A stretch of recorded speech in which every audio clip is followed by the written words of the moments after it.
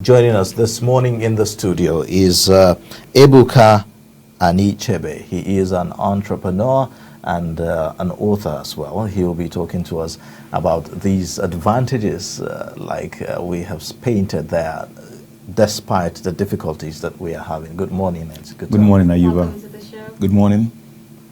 One will say that you sound very optimistic looking at your book. You appear to know all the secrets, all the tips, the smart moves, for our viewers out there on how to excel business-wise in Nigeria, looking at all the challenges that we have to grapple with. Well, I won't say I know all the moves. We keep learning. But yes, definitely in my 15-year journey, I know I've navigated some pitfalls. I've made some mistakes. I've come back from there and I've done different businesses. So I think we still have very much, quite a number of opportunities that are yet to be explored. And with a little bit of creativity, with innovation, and of course with hard work, anybody can become an entrepreneur, a successful entrepreneur, and actually go beyond just being a self-employed professional and get to hire other people. Now, talking about creativity, I like the concept of the write-up in your book. It has a kind of a literary form and it's conversational in nature. What prompted that? Is that in your nature, or there's a reason why you wrote that book in that way? Right, so when I wrote the book, when I was thinking of writing a book or business book, a Nigerian business book, I was asking myself the question, why will people read it? Right? And then why won't people read it? So I guess people will read it because if it was easy to read, if the chapters were short, and it went straight to the point. There weren't different stories on theoretical things about 5 things you must have possessed to be an entrepreneur, determination, purpose. No, I said let's have a conversation, and so I wrote the way I talk.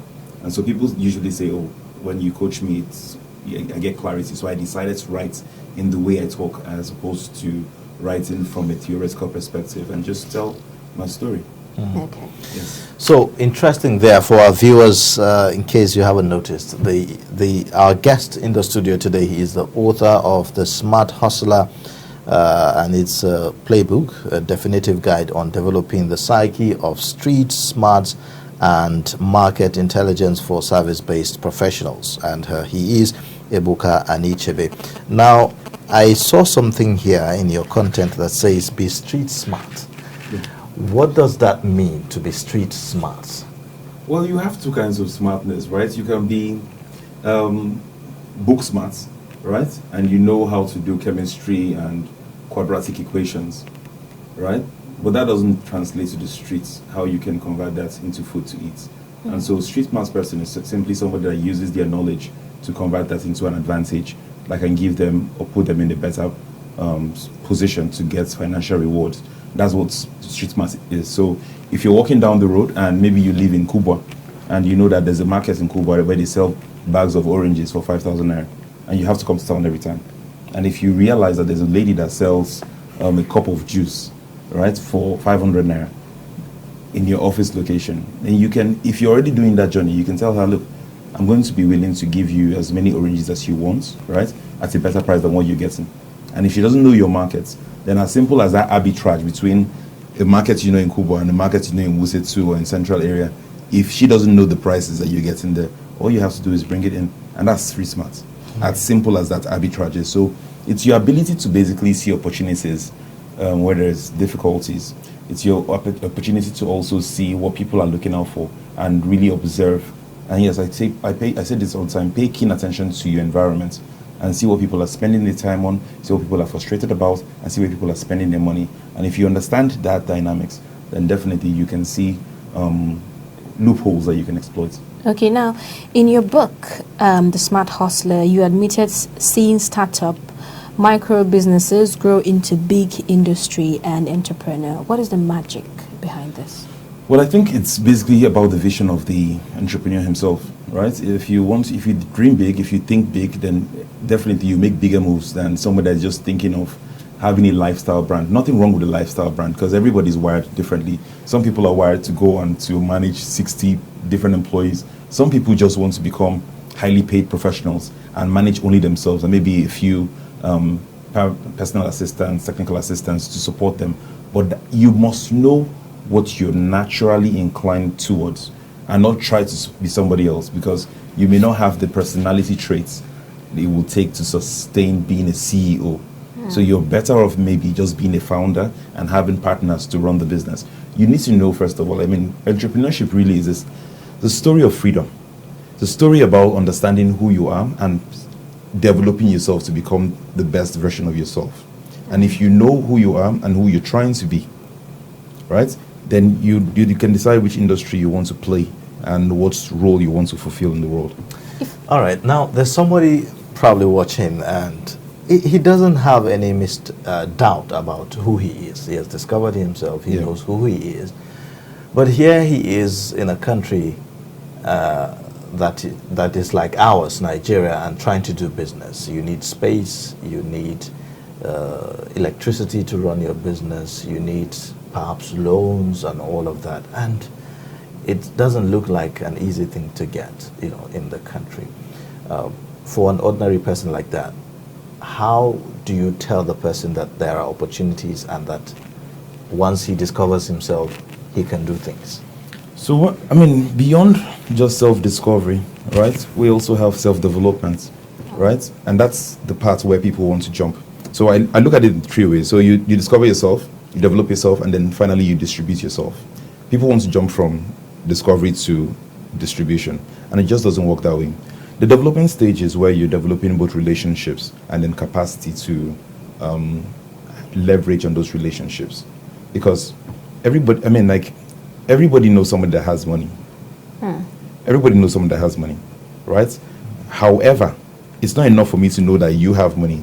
You also have to believe that with me partnering with you, or you supporting my business or investing in my business, that your money can be doubled. Your money can increase. So it's not so much about the lack of money that's a problem. It's actually the lack of trust. So on Trust TV, trust is the first currency in business. Long before, the person that did this, your kaftan, right? You trusted the person even before you raised up your hand for him to take your measurements. There was a level of trust. And so people need to develop that character that can attract finance. When I started out in business, I didn't know anybody. So the only person that was willing to invest in me was maybe my mom, right? And then beyond that, that money went like that because I didn't even know what I was doing. But then I went back again and started building from the ground, scratch up. And I started seeing support after a year. My friends were like laughing at me before, why don't you go and dust your CV, you're dropping proposals. And I tell them it's all marketing. Your ability to drop a proposal and your ability to drop your CV is the same transport fare, it's the same paper you're going to be going out on. But it now depends on your own self-belief and your confidence in yourself and what you're doing. So two things will attract people to you. Number one, your confidence in your ideas, right? Or your talent. So sometimes it's your own talent, your own ability as a person. So your confidence in that and your ability to put yourself out there and get other people to see that, to explain your vision. That's what really attracts capital, whether it's from private angel investors or from even a bank. There's a chapter in your book, if I'm not mistaken, I think 34 or so. Right. And it says not everybody wants to be Dangote. Yes. But a lot of people actually want to be Dangote. What was that?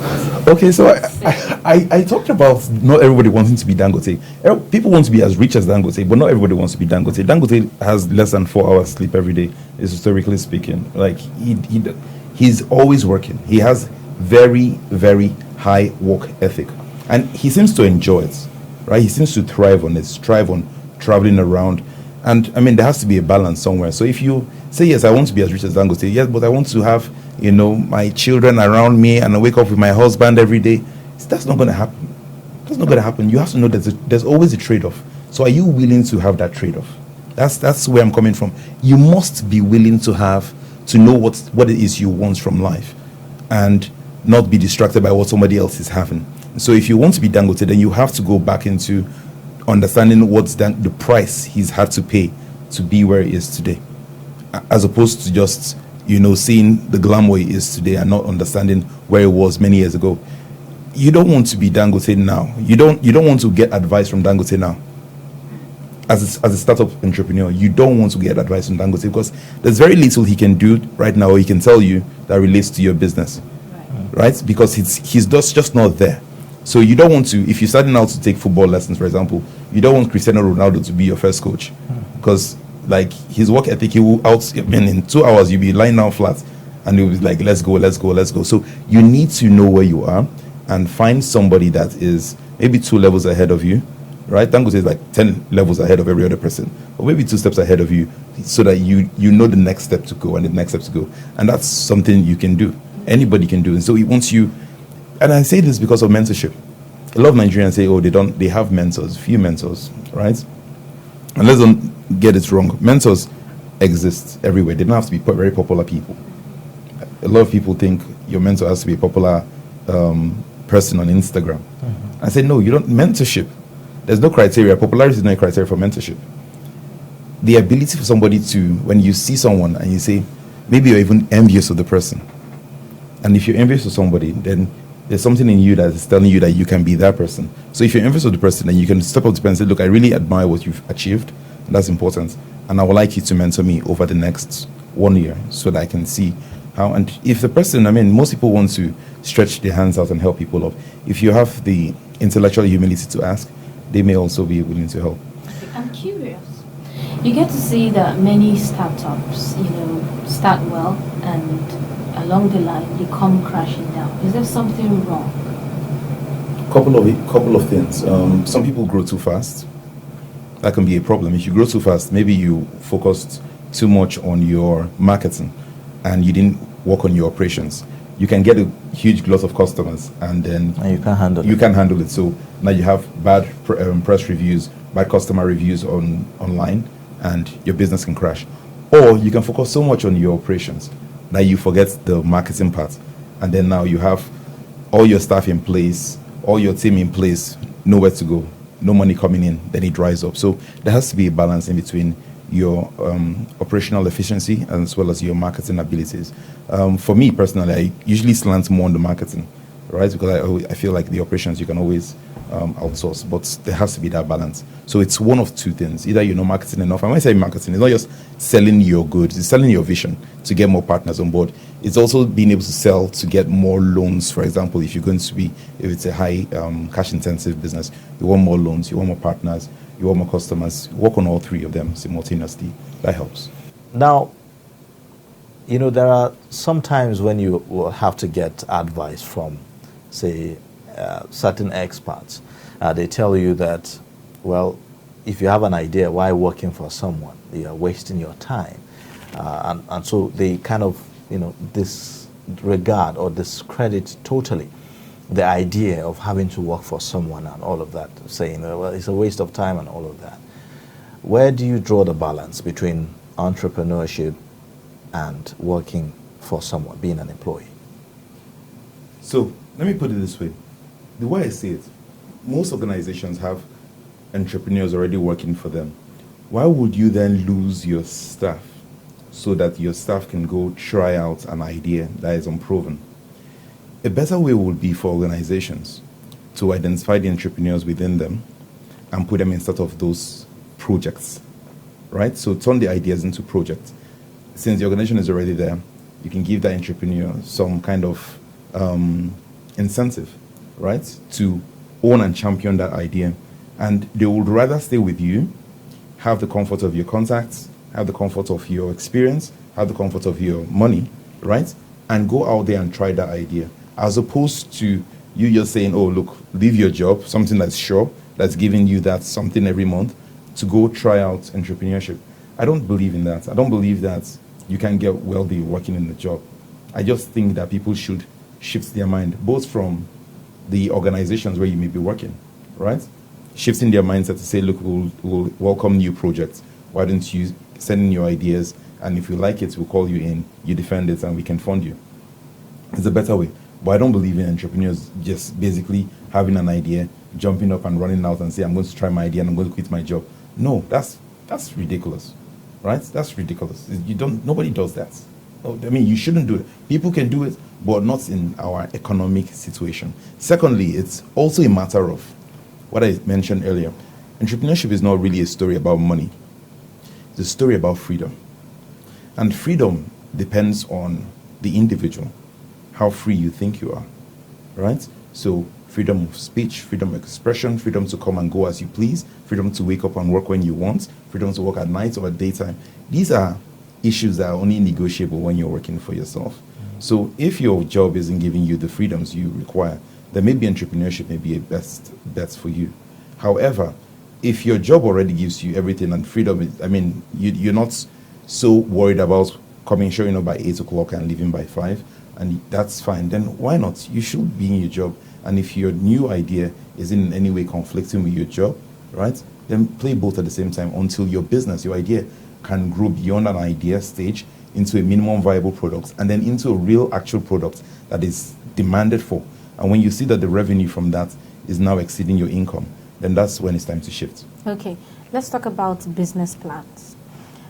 Most banks, for example, the Bank of Industry, they require you write a bankable business plan before they can give you loans and all of that. But some experts have said that sometimes those your ideas are just something on paper. Along the line, when you actually start implementing all of those ideas, you tend to see there are some kind of shifts. Do you think business plans are important for business startups? So I think it's important because if you come to me with an idea, right, and you're talking to me about the idea and I don't have it on paper, it's easy for me to think it's just an idea. But when you put it on paper, it kind of gives it, I can query it on paper.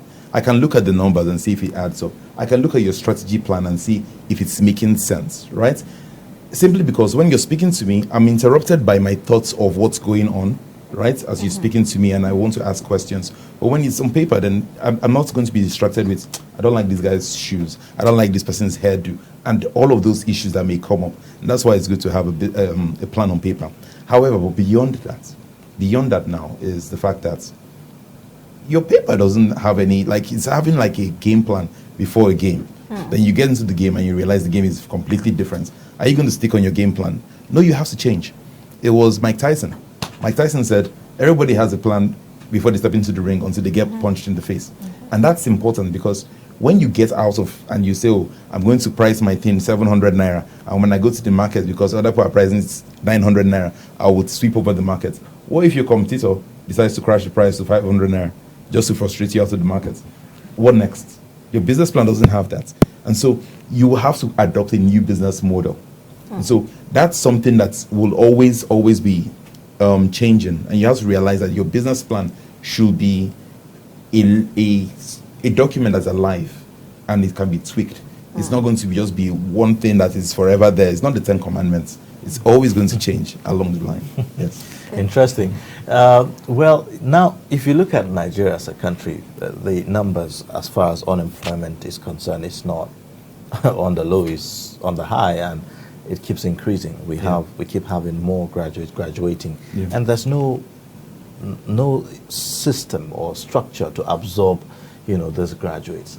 And unfortunately, again, you have certain jobs that are not good enough, considered good enough for graduates and all of that.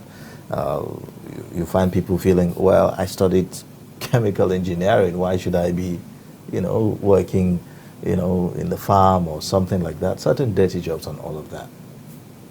How do we strike the balance there, and how do we channel the energy appropriately? What can you advise young people who are looking for jobs and there are no jobs? Look beyond your immediate environment and see what people are looking for. Most of the courses that we have in our university, they are preparing us for a world that no longer exists in the final sense of it. They're preparing you for a job that you won't find or is increasingly vanishing. And so if you're coming out with the ideology that you're going to read some botany course and come out and find a job as a botanist, I don't know how many jobs. I mean, you have to look at the newspapers first of all. So a good tip will be, go buy the newspaper that advertises jobs and look at what jobs are being demanded for. Then go get the skills to match those jobs. Don't do it the other way around and think just because you present yourself as a zoologist then you suddenly find a job. No. If you're not seeing jobs as a zoologist, what makes you think that when you graduate you will find those jobs? So as opposed to just getting a degree. I think what people are looking for now is skills. Skills, and that's key. So go out there and get the skills. And if you find out your job, I mean, the job you're looking for isn't here where you are, right? Whether it's in Kafanchan, in Abuja, in Zamfara, then go out and look for something else, maybe out of the country. That's also always an option. Maybe you need to leave the country somewhere else and find a job there if that's your thing. But don't get yourself stuck in one place. You're not a tree. Like I've worked both in Nigeria, outside of Nigeria. I came back to Nigeria, started a business, and I can tell you, like, if I've advised people to also leave, if I find out that your skill sets where you are right now, you're getting paid a third or even a tenth of what you could be earning, then I advise you, by all means, please do leave. Leave, go make the money, come back home, invest at home. Right? So let's talk a bit of governance and politics. Yes. In terms of setting the right atmosphere, or I would say the environment for young people to thrive, in their various fields or areas of expertise and all of that. I don't want to talk about governance. What do we need to do to create that environment? Let's be frank, right? Let's be frank. Nothing government is going to do right now can suddenly change the game. The same things we've been complaining about 10 years ago, we still complain about the same things. Electricity, multiple taxation, right? These issues can be helped, but they're not willing to help. So beyond just talking about government, I'd rather just pretend they don't exist and find other partners.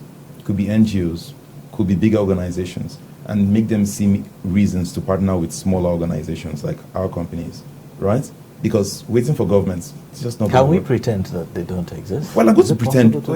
No, if you're doing business, all I do at the end of the month, I pay my taxes, that's it, right? But I'm not trying to get governments to, let's wait for governments to do this, let's wait for governments to do that, because it's just not happening. So you're going to sit down in your hands for a long time and nothing is happening. So a better way would be, who's willing, draw out a map and say, who are my demons and who are my angels? You may find out that the government is your demon, and then your angels are other people, other entrepreneurs, other small businesses, other big businesses that are looking for small businesses that they can outsource to, competent small businesses that they can outsource part of their processes and procedures to, and start mapping out for that. So it's a simple formula I like to use. I call it the 4M formula. Identify your market, first of all. Know who your market is, right? Who needs my product? That's who your market is. Who needs what I'm selling? Who needs my services? Whether you're a website designer or you do henna tattoo, you need to be very clear who needs my services, right? And those are your angels. Then you move to the next thing. What message can I tell them? What message will resonate with them? What can be my offer, my irresistible offer, my Godfather offer that they can't refuse, right? So that at least they give me a try, because before you came, somebody else was there. Don't deceive yourself that, this guy didn't have clothes before, I'm best tailor. No, he's had somebody he's been loyal to for the last 10 years. Why will he try you out? So come up with an offer that makes him stop and think twice, right? And then move to the next part of identifying, how do I get my message out there? How do I replicate it? Is it social media? Is it mainstream media? Is it flyers? Is it whatever way you want, but you need to be out there. You need to be visible. You need to be vocal. If you're not visible, if you're not vocal, you're going to be forgotten. And other people that are more visible and more vocal will get the jobs and then outsource to you at peanuts. So you don't want to be a work for hire. I want to go back to the business plan again. Yes. This is because I've seen a lot of young people complain about writing a bankable business plan. Yeah. And particularly the parts where you talk about the cash flow. The financials, yeah. Yes. I've seen a lot of people say, oh my God, I can't do this. How do I go about, explicitly explaining what my cash flow is going to be like? So to a layman, what does that part even contain? How can you adjust? Okay, so for the business plan, let me put your chapter 4 in every financial plan, right? When you start doing your financial planning, you're basically just giving projections. These are not real. Unless you've been running the business and you want to do a new business plan because you have maybe a new business model, but you should get an accountant if it's not something you're comfortable with, and then let them have a look at your books. If you don't keep your books, which a lot of Nigerians don't keep their books, then let them have a look at your inflows from your bank statement, and that will give, an accountant an idea of what your expectations are every month, how much your margins are, when you take away your cost of expenses and all that, how much is your profits? And then they're able to extrapolate over 1 year and then over 3 years, which is basically what most business plans have. Personally, I don't personally even enjoy doing that whole financial thing. So I have a lady that I outsource to, right? And she handles that. And she works somewhere really nice. But she does this job for myself and other entrepreneurs every month, just keeping our books so that when we need to have access to finance, we do that. So my advice would be, don't beat yourself up. If you go online, there are thousands of templates for business plans. You can borrow one of those templates. The best templates are the ones that don't tell you. They just have gaps inside. I intend to start a dash, and I will do dash. And you can fill in those blank spots, and it's as simple as it gets. Right? So if you go to bizplan.com, it's a simple free resource for every entrepreneur. And you go there, do that, then find an accountant you can pay the stipend to help you where you don't need. Everybody needs help. Yeah. And if you're not willing to even confront that fact that from your business plan you would need help, in your business you will need help, you will need support, you will need partners. And what better time to start identifying those partners than right from the start of your business plan? So don't be shy of asking for help. Right? Some people will be willing to even help you with your business plan so that when that business takes off, they know that they are in pole position to be considered as a long-time advisor or partner to your business. Okay. Now, from your experience over the years, have you noticed something or a bad attitude that Nigerians have towards businesses? Towards Nigerian-owned businesses? Yes. Oh, well, yes. I've noticed that. I can't say I haven't noticed that. And it goes both ways, all right? We have historic levels of poor customer care. Poor customer care in businesses. That's one. You have also issues with quality control, right? And you pay for A and you get Z. And quality is just up and down. And people assume that if you pay for something and they don't deliver what you want, then they can come back to you and say, oh, so sorry, sir. Sorry, sir. Well, you didn't pay for sorry. You didn't pay for apologies, but we're used to vending apologies. And so it's an issue that both parties will have to try, both the entrepreneur as well as the public. The public should learn not to accept shoddy service, like we do our airlines. When they don't fly on time, when they go delays, they don't give you back your money, you pay in cash, they tell you they have to wait 3 weeks. You're wondering, why should I wait 3 weeks? I paid you in 2 minutes, right? All of these things, but we accept it. You hardly ever see a class action suit against big business because we are so accepting, so willing to just move on and forget. We can't have that. You can't expect to have that kind of attitude and grow and expect people to rise up to excellence. Almost never happens. So that's on the one hand. On the other hand, your internal framework matters. You need to find out ways to delight your customers if ever you're hoping that your customers will come back to you and convert from just customers into investors. And I can tell you, there's a lot of money locked up in Nigeria. There are a lot of people that are sitting on a lot of money and they are bored and nobody even knows that they have this kind of money, right? Yeah. So you talk about a lot of money and we have a lot of human resources, Yes. But we have also another set of people who, not that there are no things to do in Nigeria. There are things to do. 1,000. Yet we have a lot of people sitting idle. Some are choosy. So what would be your advice, to those who say, well, it has to be a government job, it has to be a white collar job, before I will be engaged in one thing or the other? What would be your I will show them the clip from the president where he said there are no jobs anymore. There are no jobs. Everywhere is full. There are no government jobs anymore. Everywhere is full. I will show them that clip and I'll tell them, your president has told you already. So what are you still waiting for?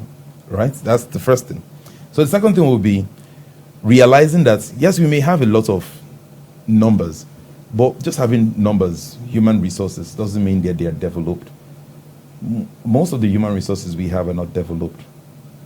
And so that's why big organizations complain all the time about people are unemployable. And so I say, when you make that complaint all the time about people being unemployable, what have you done about making them employable? And so very few organizations are conscious enough and have the willpower to go out there and say, you know what, we're going to do something about this. We're going to have our own academy. And we're going to train people according to what type of employee we're trying to mold. And we're going to train them in those skill sets alone. We don't care about your knowledge of CRK and GMT 101 and all of that. No, we will give you a certain set of skills that will help you for life. And then we'll employ the best of that class, that cohort, and then give the rest to the market. And they can always find opportunity. And every major, medium, or large-scale organization should actually be doing this, because it's everybody's problem now. It's everybody's problem. Every population is divided into 4.